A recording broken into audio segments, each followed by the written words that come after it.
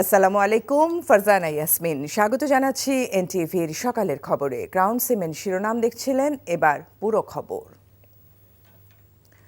বাংলাদেশের নাম জনগণতান্ত্রিক বাংলাদেশ করা, সাংবিধানিক প্রতিষ্ঠানগুলো সহ নির্বাচনকালীন অন্তর্বর্তীকালীন সরকার গঠন ও সশস্ত্র বাহিনীর প্রধানগণের নিয়োগদানের জন্য জাতীয় সাংবিধানিক কাউন্সিল প্রতিষ্ঠা এবং দেশের সকল বিভাগে হাইকোর্টের একটি বেঞ্চ গঠনের জন্য সুপারিশ করেছে সংবিধান সংস্কার কমিশন। আর প্রবাসীদের ভোটাধিকার প্রদান এবং রাজনৈতিক দলগুলোর অভ্যন্তরে স্বচ্ছতা ও গণতন্ত্র আনতে সুপারিশ করেছে নির্বাচন ব্যবস্থা সংস্কার কমিশন। এছাড়া পুলিশ সংস্কার কমিশন, মব কন্ট্রোলের জন্য জাতিসংঘ প্রণীত বিধি অনুসরণের জন্য সুপারিশ করা হয়েছে। নজরানা চৌধুরীর রিপোর্টে বিস্তারিত। সংবিধান সংস্কার কমিশন তাদের সুপারিশে বর্তমানের গণপ্রজাতন্ত্রী বাংলাদেশের স্থলে বাংলাদেশের নাম জনগণতান্ত্রিক বাংলাদেশ করার সুপারিশ করেছে, যেখানে সাম্য, মানবিক মর্যাদা, সামাজিক সুবিচার, বহুত্ববাদ এবং গণতন্ত্র এই 5টি মূলনীতি রাখা হয়েছে। একই সাথে সংবিধান সংশোধনের জন্য গণভোটের ব্যবস্থা, দ্বিকক্ষ বিশিষ্ট সংসদ, প্রধানমন্ত্রীর একচ্ছত্র আধিপত্য কমাতে সংবিধানের 70 অনুচ্ছেদ বাদ দেয়া, রাষ্ট্রপতি নির্বাচনের পদ্ধতি পরিবর্তন, শক্তিশালী স্থানীয় সরকার ব্যবস্থা প্রতিষ্ঠা সহ বেশ কিছু সুপারিশ তুলে ধরা হয়েছে। প্রধানমন্ত্রী ও রাষ্ট্রপতির মধ্যে ক্ষমতার ভারসাম্য প্রতিষ্ঠার জন্য জাতীয় সাংবিধানিক কাউন্সিল নামে একটি সাংবিধানিক সংস্থা প্রবর্তনের সুপারিশ করেছি। নির্বাচন কমিশন সহ অন্যান্য সাংবিধানিক প্রতিষ্ঠান এবং সশস্ত্র বাহিনীর প্রধানদের নিয়োগ দিতে না পারেন, সেজন্য আমরা এগুলো জাতীয় সাংবিধানিক কাউন্সিলের কাছে অর্পণ করার সুপারিশ করেছি। অন্তর্বর্তী সরকারের প্রধানের উপদেষ্টা বাছাইয়ের দায়িত্বভার কোনো ব্যক্তি বা কোনো একক প্রতিষ্ঠানের উপর থাকা ঠিক নয়। সে কারণে আমরা জাতীয় সাংবিধানিক কাউন্সিলের কাছে এই বাছাই প্রক্রিয়ার অর্পণ করেছি। নির্বাচন ব্যবস্থা সংস্কার কমিশন নাগরিকের ভোটাধিকার প্রয়োগ নিশ্চিত করার লক্ষ্যে মোট 150টি সুপারিশ করেছে, যেখানে প্রবাসীদের ভোটাধিকার নিশ্চিত করা, নির্বাচন কমিশনকে আরও বেশি শক্তিশালী ও দায়িত্বশীল করার বিষয় অন্তর্ভুক্ত আছে। নির্বাচন কমিশনের স্বাধীনতা নিশ্চিত করা, তাদেরকে ক্ষমতায়িত করা, একই সাথে তাদেরকে দায়বদ্ধ করা। Democratization and accountability of political parties, এটা চারটিখানি কথা নয়, এটা বলা সহজ, কিন্তু এটা আমাদের করতে হবে। দেশের দুর্নীতি দমন কার্যক্রমকে আরও বেগবান ও শক্তিশালী করার লক্ষ্যে এ সংক্রান্ত কমিশন মোট 47টি সুপারিশ করেছে। দুদকের কর্মচারীদের বেতন ভাতা, সরকারি বেতন স্কেলের দ্বিগুণ করা, স্বার্থের দ্বন্দ্ব নিরসন আইন প্রণয়ন সহ বেশ কিছু সুপারিশ এই প্রতিবেদনে তুলে ধরা হয়েছে। একটি কৌশল পালন করতে হবে, যার মধ্যে এই যে রাষ্ট্রীয় এবং সামাজিক কাঠামোকে শুধু দুর্নীতি বিরোধী শুধু প্রত্যয় না, সক্ষমতা বৃদ্ধির জন্য যে অঙ্গীকারগুলো দরকার, দায়িত্ব এবং কর্তব্য সেটি নির্ধারণ করা, বিশেষ করে সকল রাষ্ট্রীয় এবং অরাষ্ট্রীয় প্রতিষ্ঠান এবং ক্ষেত্রে সেটির জন্য প্রযোজ্য হবে। আর পুলিশ সংস্কার কমিশন স্বল্প, মধ্য ও দীর্ঘমেয়াদী সুপারিশমালা সরকারের কাছে তুলে ধরেছে, যেখানে চাকুরির জন্য পুলিশ ভেরিফিকেশন আইন শিথিল করা, ফৌজদারি কার্যবিধি আধুনিকায়ন, মব কন্ট্রোলের জন্য জাতিসংঘ প্রণীত বিধিমালার ভিত্তিতে আইন প্রণয়নের কথা বলা হয়েছে। Use of force against mob, বাংলাদেশের পুলিশ যখন জাতিসংঘের অধীনে শান্তিরক্ষী বাহিনী হিসেবে কাজ করতে যান, জাতিসংঘ থেকে কিছু মডেল দেওয়া হয়েছে, কিছু নির্দেশনা আছে, সেই নির্দেশনা হিসেবে তারা কাজ করেন। তো আমরা বেস্ট প্র্যাকটিস হিসেবে আমরা ইউরোপের মডেলটাই আমরা ফলো করতে বলেছি। সরকারের উদ্যোগে রাজনৈতিক দলগুলো ঐক্যমতে পৌঁছে এসব সুপারিশ দ্রুত বাস্তবায়ন করবে বলেও আশা প্রকাশ করেন কমিশন প্রধানগণ। Nazrana Chowdhury, NTV news, Dhaka.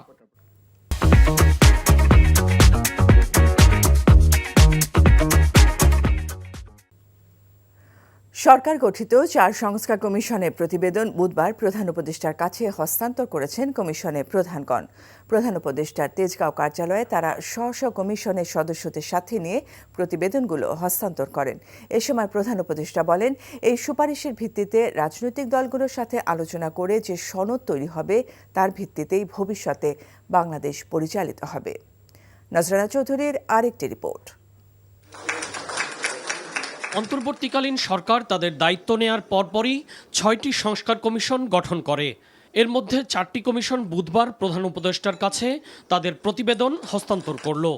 সংবিধান সংস্কার কমিশনের প্রধান অধ্যাপক ডক্টর আলী রিয়াজ, নির্বাচন ব্যবস্থা সংস্কার কমিশনের প্রধান ডক্টর বদিউল আলম মজুমদার, দুর্নীতি দমন বিষয়ক সংস্কার কমিশনের প্রধান ডক্টর ইফতেখারুজ্জামান এবং পুলিশ সংস্কার কমিশনের প্রধান সফররাজ হোসেন তাদের স্ব কমিশনের সদস্যদের সাথে নিয়ে প্রধান উপদেষ্টার কাছে প্রতিবেদনগুলো তুলে দেন। স্বল্প সময়ের মধ্যে এসব প্রতিবেদন প্রস্তুত করার জন্য কমিশন সদস্যদের ধন্যবাদ দিয়ে এই ক্ষণটিকে ঐতিহাসিক বলে উল্লেখ করেন তিনি। আমরা একটা নতুন দেশ, নতুন বাংলাদেশ তৈরি করার স্বপ্ন নিয়ে এটার কাঠামো রচনা করার কাজ আপনাদের হাতে দিয়েছিলাম কমিশনের মাধ্যমে। এটা খুবই গুরুত্বপূর্ণ জিনিস, আমাদেরকে সেই গুরুত্ব অনুধাবন করতে হবে এবং তার জন্য এই যে পরবর্তী অধ্যায় শুরু হবে আলোচনা, সেটা কিভাবে আমরা করব সেই ঐক্যমত নিয়ে এসে আমরা নতুন সরকারের দিকে চলে যাব। ছাত্র জনতার অভ্যুত্থানের ফলেই নতুন বাংলাদেশ গড়ার লক্ষ্যে এসব কমিশন গঠন করা হয়েছিল বলে জানান প্রধান উপদেষ্টা। হাজারো মানুষের আত্মত্যাগের মধ্য দিয়ে জাতির সামনে যে সুযোগ এসেছে তা কোনোভাবেই হারানো যাবে না বলেও উল্লেখ করেন তিনি। এসব প্রতিবেদনে করা সুপারিশ নিয়ে খুব শীঘ্রই রাজনৈতিক দলগুলোর সাথে আলোচনা শুরু করা হবে বলেও জানান ডক্টর ইউনূস। নতুন বাংলাদেশের চার্টার, সেই হবে চার্টার, সেই চার্টার মতৈক্যের ভিত্তিতে হবে, নির্বাচন হবে, সবকিছু হবে, কিন্তু চার্টার হারিয়ে যাবে। ইতিহাসের অংশ হিসেবে এটা আমাদের জাতীয় কমিটমেন্ট, এটা কোনো দলীয় কমিটমেন্ট না। আমরা আশা করছি সব দল এই চার্টারে সাইন অন করবে, ওই যে বললাম ঐক্যমত, যেটা তখন এটা আমাদের বাংলাদেশ জাতি একটা সনদ, যে সনদ আমরা বুকে নিয়ে অগ্রসর হব। বিচার বিভাগ সংস্কার কমিশন আর জনপ্রশাসন সংস্কার কমিশনের প্রতিবেদন জমা দেওয়ার সময় আগামী 31 জানুয়ারি পর্যন্ত বাড়ানো হয়েছে। নজরানা চৌধুরী, এনটিভি নিউজ, ঢাকা। এদিকে সবগুলো সংস্কার কমিশনের প্রতিবেদন জমা দেওয়ার পর আগামী ফেব্রুয়ারি প্রথম বা দ্বিতীয় সপ্তাহে সংস্কার নিয়ে রাজনৈতিক দলগুলোর সাথে সরকার আনুষ্ঠানিকভাবে বৈঠক করবে বলে জানিয়েছেন উপদেষ্টা সৈয়দা রিজওয়ানা হাসান। আর জুলাই গণহত্যায় জড়িতদের বিচারের জন্য আগামী মার্চ মাস থেকে শুনানি শুরু হবে বলে জানিয়েছেন উপদেষ্টা ডক্টর আসিফ নজরুল। বুধবার বিকেলে ফরেন সার্ভিস একাডেমিতে ব্রিফিংয়ে এসব কথা জানান তারা। মইদুল ইসলামের রিপোর্ট। 4টি সংস্কার কমিশনের প্রতিবেদন জমা দেওয়ার পর আনুষ্ঠানিক ব্রিফিংয়ে উপদেষ্টা পরিষদের সদস্যরা জানান কিভাবে এবং কোন প্রক্রিয়ার মধ্য দিয়ে বাস্তবায়ন হবে সংস্কার কমিশনের সুপারিশমালা। রাজনৈতিক দলগুলো কতটুকু সংস্কার করতে ঐক্যমত্য হতে পারে তার উপর সংস্কার নির্ভর করছে বলেও জানান তারা। পলিটিক্যাল পার্টিগুলোর সাথে কিন্তু এক ধরনের প্রক্রিয়া শুরু হয়েছে, তাই না? কারণ তারা তাদের লিখিত মতামত দিয়েছেন। তো কাজেই আলোচনাটা, আনুষ্ঠানিক আলোচনাটা আমার ধারণা কমিশন প্রধানরা যখন একটা পর্যায়ে চলে আসবেন ফেব্রুয়ারি মাঝামাঝি জায়গায় আনুষ্ঠানিকভাবে শুরু করে দেওয়া হবে। মাননীয় প্রধান উপদেষ্টা বলেছিলেন যে আমরা ন্যূনতম কিছু সংস্কার সম্পন্ন করে যদি ইলেকশন করতে চাই তাহলে এই বছরে হবে, আর যদি আমরা আরও কিছু সংস্কার প্রত্যাশিত মাত্রায় করতে চাই তাহলে কয়েক মাস লাগতে পারে, সেটা হচ্ছে সামনের বছর জুনের মধ্যে। তো আমাদের সংস্কার কমিশনের প্রস্তাবের ভিত্তিতে রাজনৈতিক দলগুলোর সঙ্গে যখন আলাপ করা হবে এটাই আমরা আইডেন্টিফাই করার চেষ্টা করব যে ন্যূনতম সংস্কার কোনগুলো আছে এবং এই বিষয়ে রাজনৈতিক মতৈক্য আছে কিনা। ব্রিফিংয়ে জানানো হয় জুলাই আগস্ট নৃশংস গণহত্যার বিচার অবশ্যই হবে এবং আগামী মার্চ মাস নাগাদ আন্তর্জাতিক অপরাধ ট্রাইব্যুনালে বিচারের শুনানি শুরু হবে। আপনাদের নিশ্চিতভাবে বলতে চাই বিচারের কার্যক্রম অত্যন্ত সাবলীলভাবে চলছে। আমরা বিচারের ক্ষেত্রে মূলত গুরুত্ব দিচ্ছি ইন্টারন্যাশনাল ক্রাইম ট্রাইব্যুনালের উপর, বিকজ এই ক্রাইম ট্রাইব্যুনালের যে বিচারটা আছে এখানে রাষ্ট্রপক্ষের ইনভলভমেন্টটা বেশি, ফলে আমরা এটাকে খুব বেশি গুরুত্ব দিয়ে দেখছি এবং আমাদের যেই গতিতে এই মামলার তদন্ত কাজ এগোচ্ছে সম্ভবত আপনারা আশা করছি মার্চ থেকে শুনানি শুরু হয়েছে এটা দেখতে পারবেন। এবং আমাদের আশা আছে, এগেইন এটা বিচারালয়ের বিষয়, আমাদের আশা আছে, আমাদের বিশ্বাস আছে আমরা যে গতিতে এগোচ্ছি ইনশাআল্লাহ সামনে নির্বাচনের আগে আমরা অন্তত ট্রায়াল কোর্টে বিচার কাজ সম্পন্ন করতে পারবো। গণহত্যার দায়ে কোনো রাজনৈতিক দলকে নিষিদ্ধ করা হবে কিনা এমন প্রশ্নের জবাবে সরকারের অবস্থান ব্যক্ত করেন উপদেষ্টারা। সরকারি পক্ষ থেকে বিচার হচ্ছে, কাউকে টার্গেট করে বিচার হচ্ছে না, একটা স্বচ্ছ প্রক্রিয়ার মাধ্যমে বিচার হচ্ছে। আপনারা ভিডিও দিচ্ছেন, আমরা ভিডিও জোগাড় করছি, দেখা যাচ্ছে এমন বিষয় ধরে বিচার হচ্ছে। কাজে আমরা যেহেতু কোনো রাজনৈতিক দলকে নিষিদ্ধ করিনি, রাজনীতিতে কোন দল কোন অবস্থানে কিভাবে থাকবে সেই সিদ্ধান্ত সেই রাজনৈতিক দল নেবে। এটা অন্তর্বর্তীকালীন সরকারের উপর নির্ভর করছে না। সুষ্ঠুভাবে বিচার হওয়ার পর আমরা এই গণহত্যা, মানবতা বিরোধী অপরাধের সাথে দল সংশ্লিষ্টতার বিষয়ে আমরা যেই ধরনের রায় পাবো, সেটার আলোকে বহু সিদ্ধান্ত গ্রহণ করার সময় এবং সুযোগ আমরা পাবো। Moidul Islam, NTV news, Dhaka. Zia orphanage trust দুর্নীতি মামলায় বিএনপি চেয়ারপারসন বেগম খালেদা জিয়া ও তারেক রহমান সহ 6 আসামির সবাইকে খালাস দিয়েছে আপিল বিভাগ। প্রধান বিচারপতি ডক্টর সৈয়দ রেফাত আহমেদের নেতৃত্বাধীন আপিল বিভাগের পূর্ণাঙ্গ বেঞ্চ বুধবারে রায় দেন। রায়ের প্রতিক্রিয়ায় আসামি পক্ষের আইনজীবীরা বলেন, বেগম জিয়ার পরিবার এবং বিএনপির রাজনীতিকে ধ্বংস করতে পরিকল্পিতভাবে মিথ্যা মামলা করে সাজা দেওয়া হয়েছিল। এটি প্রমাণিত হয়েছে। রিপোর্টে আরও জানাচ্ছেন হাসান জাবেদ। জিয়া অরফানেজ ট্রাস্ট দুর্নীতি মামলায় 10 বছরের সাজার রায়ের বিরুদ্ধে আপিল করেছিলেন বিএনপি চেয়ারপারসন বেগম খালেদা জিয়া। শুনানি শেষে চূড়ান্ত রায়ের জন্য দিন ধার্য ছিল। বুধবার সকালে রায় ঘোষণা করে আপিল বিভাগ। রায়ে বলা হয়েছে, প্রতিহিংসার বশবর্তী হয়ে এ মামলা করা হয়েছিল। যেহেতু দুর্নীতির কোনো ঘটনা ঘটেনি, তাই বেগম জিয়া ও তারেক রহমান সহ সব আসামিকে খালাস দেয় আদালত। ফ্যাসিস্ট সরকার যা বলতো সেভাবেই এই জাজমেন্ট হতো এবং বেগম খালেদা জিয়া এবং অন্যান্যদের বিরুদ্ধে সেই রকম জাজমেন্টই এখানে হয়েছে।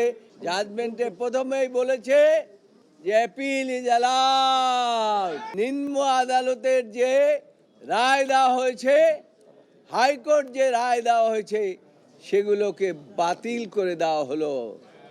এবং আরো বলেছেন যে এই মামলায় যারা আপিল করতে পারেন নাই, জনাব তারেক রহমান সহ সকলকেই তিনি খালাস দিয়েছেন। রায়ের পর আসামি পক্ষের আইনজীবীরা তাদের প্রতিক্রিয়ায় বলেন, ন্যায় বিচার প্রতিষ্ঠিত হয়েছে। প্রতিহিংসা পরায়ণ হয়ে যে এই সাজা দেওয়া হয়েছিল তা প্রমাণিত হয়েছে আপিল বিভাগের রায়ের মাধ্যমে।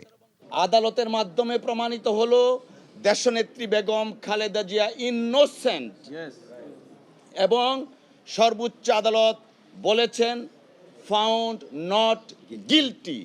এবং এই মামলায় যে সামাজিকভাবে দেশনেত্রী বেগম খালেদা জিয়া সহ অপরাপর আসামিদেরকে লেবেল করা হয়েছিল, সেই ব্যাপারেও আদালত অ্যাড্রেস করেছেন। পূর্ণাঙ্গ জাজমেন্ট পেলে আমরা বুঝব। আজকের জাজমেন্টে প্রমাণিত হয়েছে শেখ হাসিনা ওয়াজেদ তার ব্যক্তিগত রাজনৈতিক উচ্চাভিলাষ এবং ফ্যাসিজমকে প্রলং করার জন্য দেশনেত্রী বেগম খালেদা জিয়া, জনাব তারেক রহমান সাহেব সহ অপরাপর আসামিদেরকে এইখানে অন্তর্ভুক্ত করেছিলেন। 2018 সালের 18 ফেব্রুয়ারি জিয়া অরফানেজ ট্রাস্ট দুর্নীতি মামলায় খালেদা জিয়াকে 5 বছরের কারাদণ্ড দেয় বিচারিক আদালত। একই সঙ্গে এ মামলার অন্য 5 আসামির প্রত্যেককে 10 বছর করে সশ্রম কারাদণ্ড দেওয়া হয়। সেদিনই বেগম জিয়াকে কারাগারে নেওয়া হয়। পরে হাইকোর্ট বেগম খালেদা জিয়ার সাজা 5 বছর থেকে বাড়িয়ে 10 বছর করে। সর্বোচ্চ আদালতের রায়ে বলা হয়েছে, জিয়া অরফানেজ ট্রাস্টে কোনো দুর্নীতির ঘটনাই ঘটেনি। তাহলে বিএনপি চেয়ারপারসন বেগম খালেদা জিয়া এবং তারেক রহমান সহ অন্য আসামিদের কোন প্রেক্ষাপটে, কোন বিবেচনায় সাজা দেওয়া হয়েছিল? সেই প্রশ্ন ছিল আসামি পক্ষের আইনজীবীদের।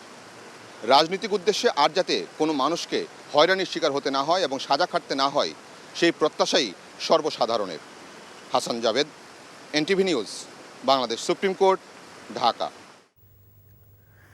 দুর্নীতির মাধ্যমে সাইমা ওয়াজেদ পুতুলের বিশ্ব স্বাস্থ্য সংস্থার দায়িত্ব পাওয়ার বিষয়ে গোয়েন্দা রিপোর্টে সত্যতা মিলেছে বলে জানিয়েছে দুদক। বুধবার দুপুরে রাজধানীর সেগুনবাগিচা দুদক কার্যালয়ে সাংবাদিকদের এই তথ্য দেন সংস্থাটির মহাপরিচালক মোহাম্মদ আক্তার হোসেন। এ সময় তিনি বলেন, অবৈধ সম্পদ অর্জনের অভিযোগে ব্রিটিশ সাবেক মন্ত্রী টিউলিপ সিদ্দিকীর বাবা, বোন, চাচা সহ পরিবারের 6 সদস্যের বিরুদ্ধে অনুসন্ধান শুরু হয়েছে। এদিকে চটপটির দোকান ও 2টি রেস্টুরেন্টের বিপরীতে 234 কোটি টাকার ঋণ দিয়েছে ফার্স্ট সিকিউরিটি ইসলামী ব্যাংক। এই দুর্নীতির সাথে এস আলম ও তার ছেলে জড়িত বলেও জানান তিনি। ওয়াজেদ পুতুল নানাবিধ দুর্নীতির মাধ্যমে বিশ্ব স্বাস্থ্য সংস্থার আঞ্চলিক পরিচালক পদে নিয়োগ পান। সাবেক প্রধানমন্ত্রী শেখ হাসিনা তার মেয়ে সাইমা ওয়াজেদ পুতুলকে দক্ষিণ পূর্ব এশিয়ার আঞ্চলিক পরিচালক হওয়ার যোগ্যতা না থাকা সত্ত্বেও WHO এর আঞ্চলিক পরিচালক বানাতে তার ক্ষমতার অনৈতিকভাবে ব্যবহার করেছিলেন মর্মে অভিযোগ রয়েছে। এই প্রেক্ষিতে গোয়েন্দা তথ্য অনুসন্ধানে অভিযোগের প্রাথমিক সত্যতা পাওয়ায় এই বিষয়ে অনুসন্ধানের সিদ্ধান্ত গৃহীত হয়েছে।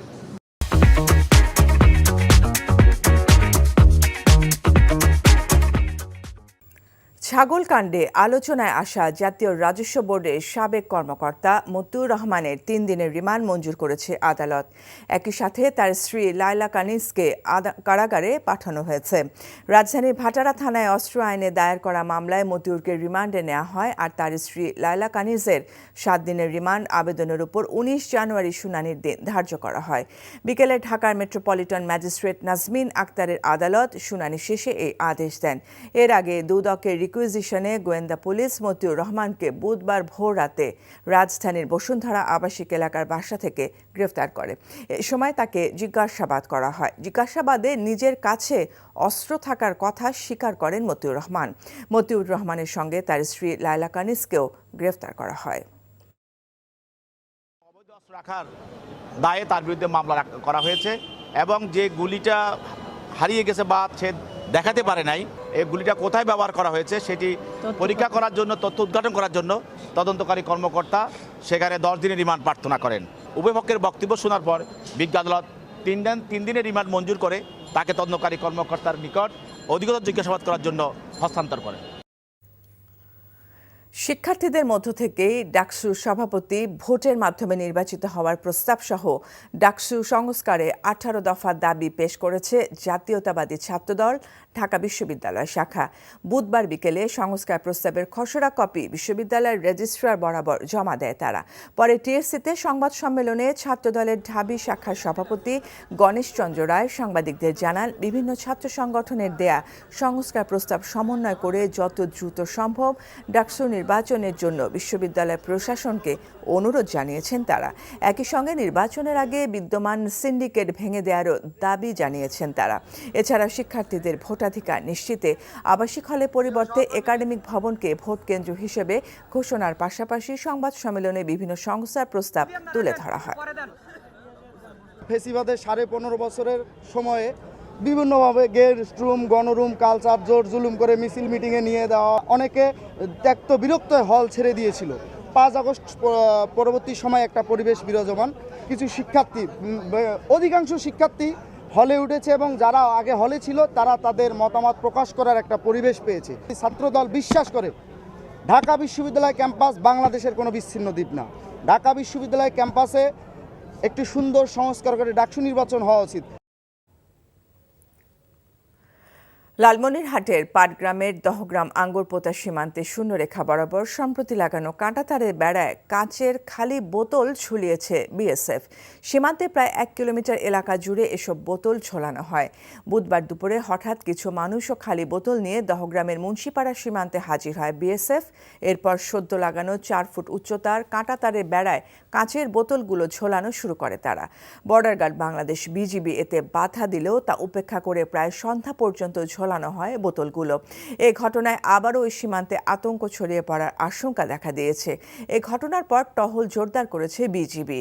সীমান্তে শূন্যরেখা থেকে 150 গজ বাইরে বেড়া নির্মাণের কথা থাকলেও গত শুক্রবার বিএসএফ মুন্সিপাড়া সীমান্তে শূন্যরেখা বরাবর প্রায় 1.5 কিলোমিটার জায়গা জুড়ে 4 ফুট উচ্চতার কাঁটাতারের বেড়া নির্মাণ করে। মাদারীপুরের রাজৈর থানা পুলিশের 2 উপসহকারী পুলিশ পরিদর্শকের নারী নিয়ে অশ্লীল নৃত্যের ভিডিও ক্লিপ সামাজিক যোগাযোগ মাধ্যমে ভাইরাল হয়েছে। রাজৈর থানায় কর্মরত উপসহকারী পুলিশ পরিদর্শক মোহাম্মদ হাবিবুর রহমান ও স্বপন অধিকারীর সাথে ছিলেন রাজৈর উপজেলা যুবলীগের কয়েক নেতাও। এতে সমালোচনার ঝড় বইছে পুরো জেলা জুড়ে। বিষয়টি জানাজানির পর প্রত্যাহার করা হয়েছে অভিযুক্তদের। পুলিশ সুপার জানান, শৃঙ্খলা বহির্ভূত কর্মকাণ্ডের সাথে যুক্ত হওয়ায় বিভাগীয় মামলা হবে অভিযুক্তদের বিরুদ্ধে। তবে অভিযুক্তদের দাবি তাদের বিরুদ্ধে ষড়যন্ত্র করা হচ্ছে।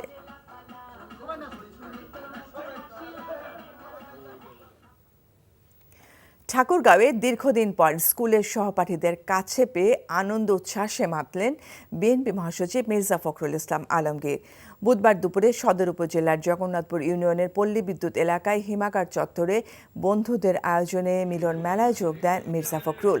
এ সময় তিনি ফেলে আসা দিনের কথা স্মরণ করে আবেগাপ্লুত হয়ে পড়েন। বলেন, শৈশব কৈশোরের বন্ধুদের সঙ্গে একত্রিত হয়ে যেন নতুন জীবন শক্তি ফিরে পান। বিশ্বকবি রবীন্দ্রনাথ ঠাকুরের নির্ঝরের স্বপ্নভঙ্গ কবিতা আবৃত্তি করে শোনান বাল্যবন্ধুদের। তাদের সাথে ছবি তোলা এবং আড্ডায় মাতেন বিএনপি মহাসচিব।